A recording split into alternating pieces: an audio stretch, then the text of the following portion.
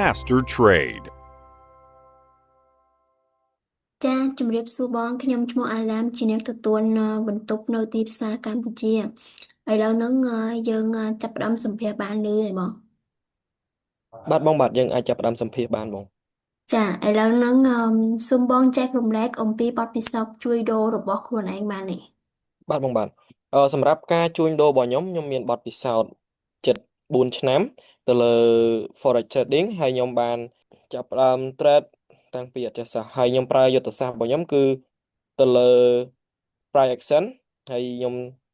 trade ភាគច្រើនទៅលើ fan account ហើយមាន fan account ផ្សេងៗដែលខ្ញុំ trade ដូចគ្នាបងចាចាអរគុណបងអឺឥឡូវហ្នឹងសូមបងចែករំលែកអំពីយុទ្ធសាស្ត្រជួញដូរនិងផលិតផល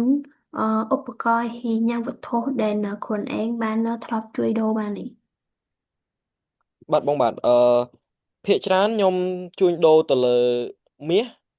ហើយនឹង currency ដូចជា pound USD ចាហើយជាធម្មតាខ្ញុំប្រើទៅលើ support resistance ចា បាទបងចាចាអឺឥឡូវហ្នឹងសូមបងបញ្យល់ពីមូលហេតុនៃការជូន order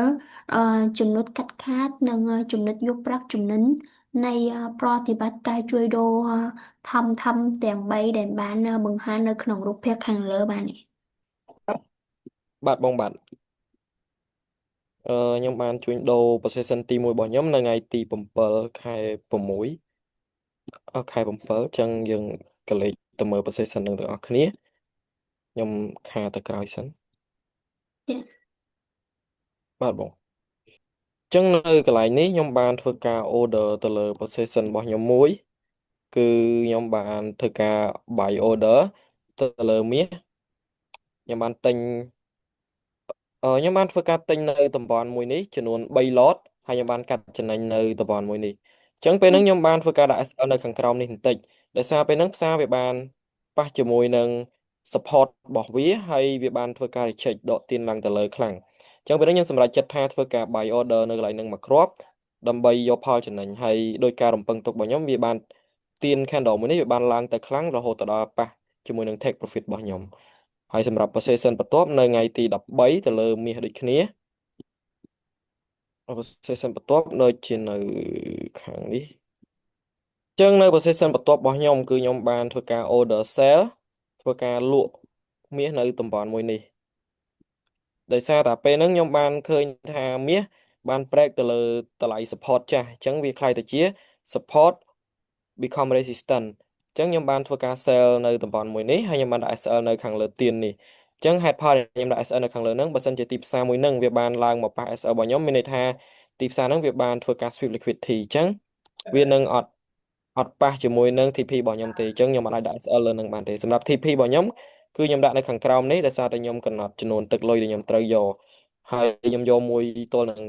2R អញ្ចឹងខ្ញុំបាន take profit ហើយផ្សារវាបានឡើងទៅលើវិញអញ្ចឹងសម្រាប់ position មួយទៀតដែលខ្ញុំបានចូលគឺទៅលើ pound ខ្ញុំបាន trade ទៅលើ pound មួយ position ទៀតថ្ងៃហ្នឹងគឺនៅថ្ងៃទីបាទបងខ្ញុំចូលទៅលើ order position pound នៅទីនេះនៅថ្ងៃទី15នេះគឺយ៉ាគឺដោយសារតែពេលហ្នឹងទីផ្សារបានប៉ះទៅលើតម្លៃ resistance ចាស់របស់វាហើយវាបានធ្វើការបិទទាន respect ចុះមកក្រោម reject គឺវាបដិសេធក្នុងការឡើងទៅលើបន្តទៀតអញ្ចឹងខ្ញុំបានចូលទៅលើអឺតម្លៃហ្នឹងគឺខ្ញុំចូលលក់ចំនួន15ឡតហើយខ្ញុំដាក់ TP នៅខាងក្រោមនេះហើយយើងបាន take profit ដោយការរំពឹងទុកដោយសារតែទីផ្សារវាបានចុះមកតាមការ expect របស់យើងអញ្ចឹងសម្រាប់ position ទាំង3របស់ខ្ញុំគឺមានតែប៉ុណ្្នឹងបងចាចាអរគុណបងឥឡូវនឹងសម្រាប់សំណួរចុងក្រោយណាបងអឺសូមបងចែករំលែកអំពីការយល់ដឹងរបស់បងចំពោះភាពសិទ្ធិសាស្ត្រនៃហានិភ័យនិងភាពសិទ្ធិសាស្ត្រនៃប្រាក់ចំណេញបានឯបងបាទបងបាទអឺសម្រាប់ consistency គឺខ្ញុំមានខ្លះសម្រាប់ការចែកម្លែកដូចគ្នាគឺខ្ញុំការ trade ទៅលើ fund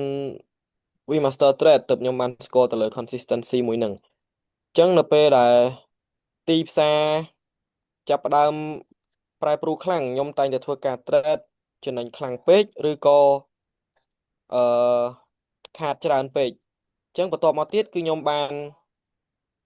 ធ្វើការ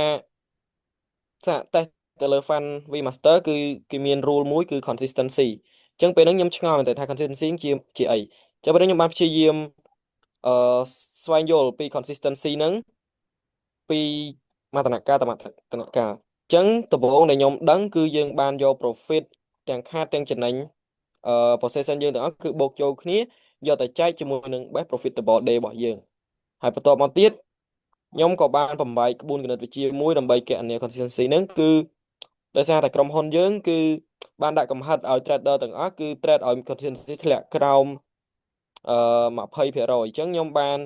យក profit ដែលខ្ញុំរកបានខ្ពស់បំផុតយកទៅចែកនឹង0.19ដើម្បីឃើញចំនួនប្រាក់ចំណេញសរុបដែលខ្ញុំត្រូវយកជាគោលដៅប្រាក់ចំណេញរបស់ខ្ញុំអញ្ចឹង consistency គឺជាការគ្រប់គ្រងការខាតរបស់យើងនិងការចំណេញរបស់យើងឲ្យមានលក្ខណៈស្ថិរភាពឲ្យយើងមានការចំណេញទៅជាដំណាក់កាលម្ដងបន្តិចម្ដងបន្តិចម្ដងបន្តិចរយៈពេលវែងជាងការចំណេញច្រើនខ្លាំងហើយខាតក្នុងរយៈពេលខ្លីដូចគ្នាបើសិនជាយើងខាតម្ដងបន្តិចម្ដងបន្តិចដូចគ្នាទម្រាំតាយើងមានបញ្ហាទៅលើ balance របស់យើងអញ្ចឹងសម្រាប់ consistency គឺវារ